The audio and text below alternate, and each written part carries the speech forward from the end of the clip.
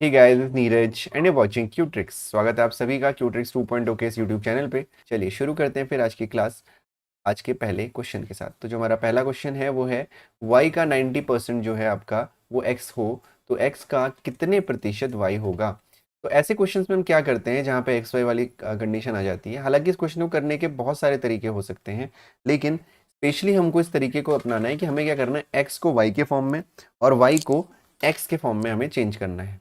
ठीक है, तो y इज इक्वल टू है 90% ऑफ x। तो ध्यान से देखिएगा, y का 90% इज इक्वल टू आपको x दिया हुआ है, यानी y इज इक्वल टू हम लिख सकते हैं x इंटू 100/90। तो 0 से 0 कट गया, तो यानी y इज इक्वल टू हो गया आपका 10x/9। y is equal to हो गया 10x/9। ठीक है, तो y is equal to 10x/9 है, तो x का कितने प्रतिशत y होगा। तो आपसे पूछा गया कि x का कितने प्रतिशत y होगा, है ना। यानी इस y की जगह पे हम ये भी तो लिख सकते हैं कि 10x/9 भी तो लिख सकते हैं, है ना। इस y को रिप्लेस करके हम लोग 10x/9 भी लिख सकते हैं। समझ में आया नहीं आया, क्योंकि भाई y की वैल्यू तो x के फॉर्म में हमने निकाल दी है। तो x का कितने प्रतिशत मान लेते हैं, x का a%, x का a% यानी x into a/100 is equal to, ठीक है, 10x/9 हमने रख दिया। ठीक है, अब यहाँ पे हमें a की वैल्यू निकालनी है, बेसिकली यही तो करना है, इस a की वैल्यू निकालनी है।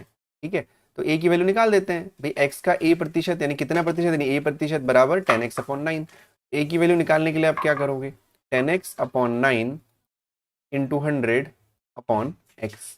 ठीक है, और क्रॉस मल्टीप्लाई कर लिया, x ये वाला नीचे आ गया, ये 100 ऊपर पहुंच गया, तो x कैंसिल हो गया।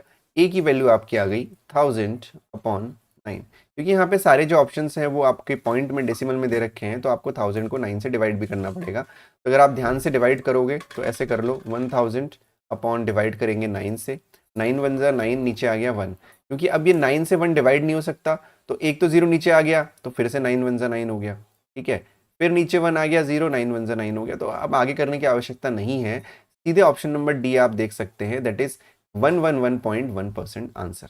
ठीक है, क्लियर है। इतना बहुत आसान क्वेश्चन है, बिल्कुल भी डिफिकल्ट नहीं था। उम्मीद करता हूँ आपको समझ में आया होगा। कोई दिक्कत है? अभी किसी स्टूडेंट का मैं कमेंट दिख रहा था सर कि हमें पीडीएफ भी प्रोवाइड कराइए टेलीग्राम। तो आपको पीडीएफ भी मिलेगा बहुत ही जल्द, नोटिफिकेशन आने दीजिए, बहुत ही जल्द उसको भी शुरू करेंगे, है ना। चलो बढ़ते हैं अगले क्वेश्चन की तरफ। तो जो अगला क्वेश्चन हमारा है वो है, यदि x का 8% बराबर y का 4% हो तो x का 20% क्या होगा। बहुत सिंपल सा क्वेश्चन है। तो जैसे जैसे हमें क्वेश्चन में दिया हुआ है वैसे वैसे हमको लिख देना है। तो बेटा x का 8% क्या होता है, x इंटू 8/100। भाई x के 8% को ऐसे तो लिखा जाता है, बराबर y का 4% यानी y इंटू 4/100।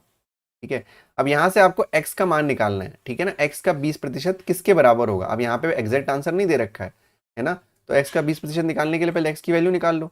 तो x की वैल्यू कैसे निकालोगे, x इक्वल हो जाएगा y इंटू 4/100। ये 100 क्योंकि डिनोमिनेटर है, जब इक्वल के उधर जाएगा तो न्यूमिनेटर बन जाएगा, यानी अंश बन जाएगा। ये 8 यहाँ पे एक न्यूमिनेटर है यानी अंश है, तो यहाँ आके हर बन जाएगा। 100 से 100 कैंसिल हो गया और 4 2 8 हो गया, यानी जो x की वैल्यू आ गई वो आ गई y/2। ठीक है, अब आपसे पूछा गया है कि x का 20% क्या होगा, यानी x का 20% का मतलब है y/2 का 20%। सिंपल सी बात है कि अगर x की वैल्यू y/2 आई है तो y/2 का 20%। ठीक है, यानी y/2 इंटू 20/100। ठीक है, 2 से काट दीजिए, 2 1 2, 0 0 से 0 काट दीजिए, यानी y/10 आ गया। यानी बेसिकली x का जो 20% आया वो आया है y/10, y/10। तो अब आपको यहाँ से मैच करना है कि जो option A B C D में से है वो कौन सा आंसर है। तो y का 10% कितना होता है, आप निकाल के देख लो, है ना भाई। आपका जो आपसे पूछा गया था x का 20%, वो तो आपका आ गया y/10, y/10, है ना। तो आप इनमें से एक एक करके चेक कर लीजिए कि कौन सा आपका आंसर आ रहा है। तो y का 10% निकालने के लिए आप क्या करते हैं, y इंटू 10/100। 0 से 0 काटा, देखो y/10 आ रहा है, नहीं आ रहा है, तो इसका मतलब ऑप्शन नंबर ए जो है वही हमारा आंसर होगा कि जो x का 20% है वो y का 10% के इक्वल है, उसके बराबर है। होपफुली क्वेश्चन समझ में आया होगा, आसान क्वेश्चन था, कोई दिक्कत वाली बात आपको यहाँ पे नहीं होनी चाहिए। ठीक है, अगर तब भी कोई प्रॉब्लम है तो कमेंट सेक्शन में बताइएगा कि सर ये वाला क्वेश्चन समझ में नहीं आया, क्वेश्चन नंबर 5 समझ में नहीं आया, तो मैं आपको दोबारा एक्सप्लेन कर दूंगा। ठीक है, बढ़ते हैं अगले क्वेश्चन की तरफ। यदि किसी बिल की राशि में 35% की कटौती तथा 20% और 20% की उत्तरोत्तर दो कटौतियों का अंतर 22 है, तो बिल की राशि कितनी होगी, है ना। अब देखो इस क्वेश्चन को करने से पहले पहले इस क्वेश्चन को समझना पड़ेगा, और इसमें दो ऐसी चीजें हैं जो आपको सबसे पहले क्लियर होनी चाहिए। सबसे पहला, किसी बिल की राशि में 35% की कटौती और 20% उत्तरोत्तर कटौती। तो ये उत्तरोत्तर कटौती क्या होता है, तो उत्तरोत्तर कटौती मैंने आपको यहाँ पे मैंने आपको कई बार बोला, हर क्लास में बोलता हूँ, नीचे डिस्क्रिप्शन में लिंक्स दिए हुए हैं अलग अलग लेसन्स के, उनको जाके जरूर पढ़िएगा। तो वहाँ पे लिंक आपको मिलेगा प्रॉफिट एंड लॉस का, ठीक है। तो प्रॉफिट एंड लॉस आपके जरूर पढ़िए, उसमें एक टॉपिक है डिस्काउंट का, तो वो आप पढ़ सकते हैं। तो यहाँ पे आपको जो क्वेश्चन दिया गया है वो कुछ तरह का दिया गया कि एक सामान है, उसका बिल बना, तो बिल में हम दो तरीके से कटौती कर सकते हैं, ठीक है। पहली कटौती क्या हो सकती है कि हमने पूरा 35% का उसमें डिस्काउंट कर दिया, है ना। दूसरी कटौती क्या हो सकती है, 20% उत्तरोत्तर। उत्तरोत्तर का मतलब होता है सक्सेसिव डिस्काउंट हमने किया, ठीक है। तो अब इसको ध्यान से समझना, 20 और 20 40 कभी नहीं होता, ये आपको ध्यान रखना है ना। ये मैंने वहां पे पढ़ा रखा है डिस्काउंट में, अगर आप चाहो तो वहां पढ़ सकते हो, यहाँ पे भी मैं आपको एक्सप्लेन कर दे रहा हूँ। एक तो होता है कि पूरा 35% का डिस्काउंट कर दिया है, और एक 20 और 20 का डिस्काउंट किया है। तो 20 और 20 पूरा 40 नहीं होता है, ये आपको ध्यान रखना है। समझने के तौर पे अगर आप सिंपली समझो कि कोई सामान 100 रुपए का है, आपने 20 रुपए का 20% का, अगर आप डायरेक्टली 40% का डिस्काउंट कर रहे हो तो ये चीज़ 60 की हो जाएगी। लेकिन अगर आप 100 का सामान है, अगर पहले आपने उसमें 20% का डिस्काउंट किया तो ये चीज़ 80 की हुई, फिर आप इसमें 20% का डिस्काउंट करोगे तो सिर्फ 16 रुपए इसमें से माइनस होंगे। पहले 10 माइनस करो 70, और 70 में से 6 माइनस किया तो ये 64 का आपको पड़ेगा। यानी जब टोटल एग्जैक्ट 40% का डिस्काउंट मिल रहा होगा तो 100 रुपए की चीज़ 60 रुपए की पड़ेगी। लेकिन जब 20% और 20% उत्तरोत्तर या सक्सेसिव डिस्काउंट मिलता है तो वो चीज़ हमें 64 रुपए की पड़ती है, 64 रुपीज़ की पड़ती है, ठीक है। अब यहाँ पे आपको एक चीज ध्यान रखनी है कि जो उत्तरोत्तर डिस्काउंट है या जो आपका सक्सेसिव डिस्काउंट जिसको कहा जाता है, उसके लिए आप डिस्क्रिप्शन में लिंक है प्रॉफिट लॉस का, वहां से पढ़ सकते हो। लेकिन एक फॉर्मूला होता है सक्सेसिव डिस्काउंट के लिए, वो होता है plus minus x plus minus y plus minus x y upon 100। क्योंकि यहाँ पे डिस्काउंट की बात की जा रही है तो केवल माइनस और माइनस यूज होगा, क्योंकि ये फॉर्मूला कई जगह पर यूज होता है, तो इसीलिए मैंने इसमें प्लस माइनस दोनों ही कर दिए हैं। किसी भी बुक में आपको प्लस माइनस नहीं मिलेगा, ठीक है। तो अब 20% का डिस्काउंट है तो ये 20% यहाँ हो गया माइनस का, फिर प्लस प्लस, फिर सॉरी -20, फिर -20 का डिस्काउंट हो गया, और माइनस माइनस क्या होता है, प्लस होता है, तो प्लस का 400 अपॉन 100, क्योंकि 20 गुणा 20 जो है आपका 400 होता है। 0 से 0 कैंसिल हो गया, -20 कितना हो गया, माइनस का 40 और प्लस का 4, यानी माइनस का 36% का डिस्काउंट आपका ये होगा, है ना। 36% का डिस्काउंट होगा, टोटल 40 नहीं होगा। कहने का मतलब क्या है कि एक बिल है उसमें जो है 35% का डिस्काउंट दिया जाता है, और एक 2020 उत्तरोत्तर यानी सक्सेसिव दिया जाता है। तो सक्सेसिव की वैल्यू 40 ना होकर 36 होती है, और उन दोनों ही कटौतियों का जो अंतर है वो 22 रुपये है। मतलब जब हमने 35% डिस्काउंट दिया और जब हमने 36% डिस्काउंट दिया तो 22 रुपीज़ वैल्यू हो गई, दोनों का डिफरेंस। भाई एक है 36% डिस्काउंट, एक है 35% डिस्काउंट, दोनों का डिफरेंस कितना हो गया, 22 हो गया। यानी 1% की वैल्यू कितनी हो जाएगी, कितनी होगी, 22 है। भाई 36 माइनस 35 1 ही तो होता है, 1% की वैल्यू 22 हो गई। तो अगर 1% की वैल्यू 22 है तो आपसे पूछा है कि बिल की राशि कितनी होगी, है ना। तो आप 100% की वैल्यू यहाँ पे निकाल दीजिए, तो ये आपका हो जाएगा 1% की वैल्यू अगर 22 है तो 100% की वैल्यू 22 हो जाएगी, सिंपल है ना। ऑप्शन नंबर सी आपका आंसर होगा। अगर ये जो मैंने ऊपर 3 लाइन में किया है, अगर ये किसी को समझ में नहीं आया तो आप ऐसे कर सकते हो कि 36% ऑफ एक्स यानी x into 36 upon 100 minus x into 35 upon 100 is equal to 22। यहाँ से आप x की जब वैल्यू निकालोगे तब भी आपका आंसर 2200 ही आएगा। ऐसे आप करके देखना, ना आए तो कमेंट सेक्शन में बताना, मैं आपको क्लियर करवा दूंगा, ठीक है। समझ में आया इतना, चलो बहुत बढ़िया। अब बढ़ते हैं अगले क्वेश्चन की तरफ। तो जो अगला हमारा क्वेश्चन होगा वो भी बहुत इंटरेस्टिंग होने वाला है। तो अगर वीडियो अच्छी लग रही है तो एक लाइक तो बनता है यार, एक लाइक कर देना। क्लासेस अभी थोड़ा सा तबीयत खराब है, even I am having headache right now, उसके बावजूद मैं क्लास ले रहा हूँ जिससे कि कंटिन्यूटी बनी रहे, आप लोगों का लॉस ना हो, ठीक है। तो बढ़ते हैं अगले क्वेश्चन की तरफ। अगला क्वेश्चन है आपका, एक संख्या का 25% दूसरी संख्या में से घटाने पर दूसरी संख्या स्वयं की 5/6 रह जाती है, ठीक है। तो पहली संख्या और दूसरी संख्या के बीच का क्या अनुपात रहने वाला है, ये आपसे पूछा गया है, ठीक है। तो क्वेश्चन क्या है, एक संख्या का 25% दूसरी संख्या में से घटाने पर दूसरी संख्या स्वयं की 5/6 रह जाती है, ठीक है। तो पहली संख्या और दूसरी, अनुपात कितना है, 1 मिनट रुकना, ठीक है। तो क्वेश्चन देखना ध्यान से, एक संख्या का 25% दूसरी संख्या में से घटाने पर, यानी बेसिकली हमारे पास दो संख्याएं हैं, ठीक है। दूसरी संख्या स्वयं की 5/6 रह जाती है। तो पहली संख्या और दूसरी संख्या के बीच का अनुपात क्या है, तो हम दो संख्या मान लेते हैं। बेसिकली हमको अनुपात निकालना है, यानी हमको x रेशियो y निकालना है, यानी उससे पहले हमको x अपॉन y निकालने की आवश्यकता है। तो पहली संख्या यानी जिसको एक संख्या बोला गया उसको हम x मान लेंगे और दूसरी संख्या को हम y मान लेंगे। तो एक संख्या का 25% यानी x का 25%, ठीक है, 25%। दूसरी संख्या में से घटाने पर, इसको हमने y में से घटाया, यानी y माइनस एक्स का 25% हमने किया, तो हमें दूसरी संख्या स्वयं की 5/6 रह गई, है ना, यानी y इंटू 5/6 रह गया ये, ठीक है, y इंटू 5/6 रह गया, ठीक। अब देखिए ये हो गया आपका y minus x into 25/100 is equal to y into 5/6, ठीक है। अब एक काम करिए, x इंटू 25/100 को काट दीजिए, ये हो गया 25×100।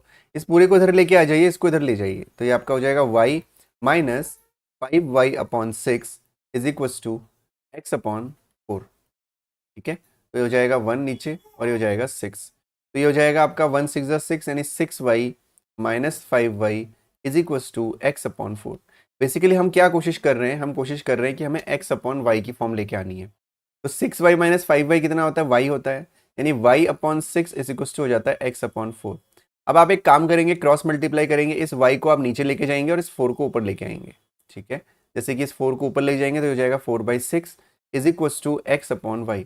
आपको यही फॉर्मेट लेके आना था, 2 से काट दीजिए, 2 दूनी 4, 2 3 6, यानी x/y की जो वैल्यू है वो आ गई है 2/3, यानी x रेशियो y हो जाएगा 2:3। ऑप्शन नंबर ए आपका आंसर होगा। बहुत कुछ इजी क्वेश्चन था, कुछ बहुत टफ नहीं था इसमें, बिकॉज जैसा क्वेश्चन में दिया गया वैसा हमने लिख दिया। हमने क्या किया, एक संख्या का 25% यानी x का 25% दूसरी संख्या में से घटा दिया, तो आ गया 5 इंटू वाई इंटू 5/6 यानी दूसरी संख्या का 5/6। बस बाकी क्वेश्चन को हमने एज इट इज सॉल्व कर दिया और हमारा क्वेश्चन ईजिली सॉल्व हो गया, ठीक है। चलो बढ़ते हैं अगले क्वेश्चन की तरफ। जो अगला क्वेश्चन हमारा है वो है, यदि x का 7 सही 1/2% बराबर 150 हो तो x का मान क्या होगा। बहुत ही बेसिक सा, बहुत ही सिंपल सा क्वेश्चन है। तो x का 7 सही 1/2 यानी 7 दूनी 14 और एक 15/2%, यानी x का 15/2% यानी x गुणा 15/2 गुणा 100, यही तो होता है प्रतिशत, है ना, बराबर 150। अगर किसी को परसेंटेज बहुत बेसिक से पढ़ना है तो नीचे डिस्क्रिप्शन में परसेंटेज का लिंक है। आप किसी भी बैकग्राउंड के हो, आर्ट्स के हो, बायो के हो, मैथ्स के हो, कॉमर्स के हो, आपको 100% समझ में आ जाएगा, जाके पढ़ो एक बार। 150, तो x का मान ज्ञात करना है, ठीक है। तो 150 हो गया। अब सिंपल है, x को यहीं पे रहने दो, बाकी चीज़ों को इधर उधर लेके जाओ। जो यहाँ ऊपर है वो यहाँ नीचे चला जाएगा, जो यहाँ नीचे है वो यहाँ ऊपर चला जाएगा, यानी x इज इक्वल टू हो जाएगा 150 इंटू 2 इंटू 100/15, ठीक है। तो हो जाएगा 15 एकम 15 0, x इज इक्वल टू हो जाएगा 2000, x इज इक्वल टू आ गया आपका 2000, जो है आपका option number B. Hopefully question समझ में आ गया होगा, कोई प्रॉब्लम नहीं होगी, ठीक है। चलो बहुत बढ़िया, अगला क्वेश्चन देखते हैं। एक कंपनी की आय प्रति वर्ष 20% बढ़ती है, यदि उसका आय 1999 में 2664000 है तो वर्ष 1997 में कितनी आय थी। अब ये जो क्वेश्चन है परसेंटेज के हैं, मैं बार बार रिकमेंड कर रहा हूँ डिस्क्रिप्शन बॉक्स में जाके उनको जरूर पढ़िएगा परसेंटेज को, वहाँ पे ऐसे सारे क्वेश्चंस मैंने कवर कर रखे हैं। तो ये क्वेश्चन कैसे सॉल्व करना है, देखो जब आय बढ़ती है या घटती है, सबसे पहले तो आपको ये ध्यान रखना है, जैसे मान लो कि 2023 चल रहा है ना, मान लो क्या चल ही रहा है, और 2024 आगे आने वाला साल है, तो यहाँ से अगर हमने किसी में 10% बढ़ाया है ना, तो मान लो यहाँ पे वैल्यू कुछ थी 100 थी, हमने 10% बढ़ाई तो 110 हो गई। तो कई लोगों को ये लगता है कि 110 में से फिर हम 10% माइनस कर देंगे तो हमारा 100 आ जाएगा, तो ऐसा नहीं होता है, ये बात ध्यान रखें। कभी भी जितना परसेंट बढ़ाया है उतना ही परसेंट कम करके वो वैल्यू नहीं आती है। कारण क्या है, यहाँ पे जो 10% बढ़ाया उसमें बेस वैल्यू 100 थी, और यहाँ पे जो 10% कम करते हैं उसमें बेस वैल्यू 110 होती है, ठीक है। तो ये आपको ध्यान रखना है कि ये गलती नहीं करनी। बाकी आगे क्वेश्चन देखो कैसे करना है। एक कंपनी की आय प्रति वर्ष 20% बढ़ रही है, ठीक है, यदि उसका आय 1999 में 26,64,000 है तो वर्ष 1997 में कितनी आय थी। तो जब हमसे पूछा जाता है पुरानी आय, अब यहाँ पे कई बच्चे क्या कर सकते हैं, जो मैंने अभी आपको बताया कि गलती नहीं करनी है, 20% बड़ी है तो इसमें 20% कम करते हुए जाते हैं कि भाई 99 है, 20% कम करेंगे 98 का आ जाएगा, फिर 20% कम करेंगे 97 का आ जाएगा। नहीं, ऐसा नहीं होता और नहीं आपको ऐसा करना है ना। 20% बढ़ रहा है तो मतलब वो बढ़ेगा ही, कम उससे कम या ज्यादा हुआ होगा। तो आपको क्या करना है, 97 की आय आप x मान लीजिए कि भाई 97 की आय x है, तो आपको पता है कि 97 से 20% बढ़ रही है, डिक्रीजमेंट 20% नहीं होगा, मैं बार बार कह रहा हूँ, ध्यान रखिएगा। तो x इंटू 20/100 है ना, एक साल ये आ गया आपका। जब हमने 20 वर्ष, सॉरी एक सेकंड, 20% बढ़ाना है तो 20% बढ़ाने का मतलब है आपको 120% निकालना है, ठीक है। 20% बढ़ाने का मतलब है आपको 120% निकालना है। चलो और समझ लो इसको थोड़ा सा, मैं और एक्सप्लेन कर दे रहा हूँ। तो नंबर है आपका x गुणा ये 97 की आय है, इसमें 20% अगर आपको बढ़ाना है तो 120% निकाल दो, 120/100, ठीक है। ये सब चीजें मैंने सिखा रखी है कि 120 कैसे आया है। जितना बढ़ाना होता है 100 में उतना जोड़ के उतना परसेंट निकालो। वो जमाने चले गए कि आपने पहले 20% निकाला फिर जोड़ दिया, वो सब अब नहीं करना। तो 120/100 फिर इंटू 120/100 फिर इंटू 120/100। ध्यान से देखना 3 बार मैंने क्यों किया है। ये 97 की थी, ये 97 की थी, एक बार बढ़ा, ठीक है, 20% एक बार बढ़ा तो ये 98 की हो गई, 98 की हो गई। फिर 20% एक बार बढ़ा तो ये 99 की हो गई। तो ये मैंने एडिशनल लिख दिया है यहाँ पे, 2 वर्ष का ही है यहाँ पे, ठीक है। तो ये मैंने, भाई ये x था 97 में, फिर उसमें 20% बढ़ा तो 98 का आ गया, फिर उसमें 20% बढ़ा 99 का आ गया, और 99 का आपको दे रखा है 2664000, ठीक है। तो अब इसको सॉल्व करना है तो x इज इक्वल टू हो जाएगा, क्रॉस मल्टीप्लाई करके इन सबको उधर लेके चले जाइए, यानी 2664000 इंटू 100 इंटू 100/120 इंटू 120, ठीक है। ये 20 से 20 कट गए। अब ये पूरा पूरा 12 से कटेगा, ऐसा मुझे डाउट है कि कटेगा, तो काट के देख लेते हैं, शायद कट जाए, ठीक है। तो 12 से काटो, 12 दूनी 24, 25 26, 12 दूनी 24, 25 26, 12 दूनी 24, 0। अब ये 2 2 2 है, पता नहीं 12 से कटेगा नहीं कटेगा, 12 कम 12 और 10 नहीं कट रहा है। तो एक काम करते हैं, 2 से कट करते हैं पहले, ठीक है। 4 से काट दो, 4 तियाँ 12, 4 पंजे 20 और 2, 4 पंजे 20 और 4 पंजे 20, ठीक। तो ये आ गया 555 और यहाँ पे आ गया 3, तो 5 तियाँ 15, अब ये 3 से कट जाएगा, ठीक है। तो 3 कम 3 4 5, 3 अट्ठा 24 और 3 पंजे 15, यानी जो मेरा आंसर आ गया वो आ गया 1850000, यानी ऑप्शन नंबर डी आपका आंसर है। इस क्वेश्चन में आप वो जरूर ध्यान रखेंगे कि 20% अगर इंक्रीज हो रहा है तो उतना ही कभी भी डिक्रीज नहीं होता है, ठीक है। क्लियर है, होपफुली समझ में आया होगा। तो ऐसे बहुत सारे क्वेश्चन हम लोग डीएलएड से पहले करने वाले हैं। कोई घबराना मत कि सर मेरे को तो मैथ्स नहीं आती है। जिसको मैथ्स नहीं आती है, बिल्कुल गोल है मैथ्स, वो जाओ डिस्क्रिप्शन में, वहां पे जाके जो पुरानी क्लासेस है उनको पढ़ो, मेरी गारंटी आपको मैथ्स समझ में आ जाएगी, ठीक है। Thank you so much for watching this class.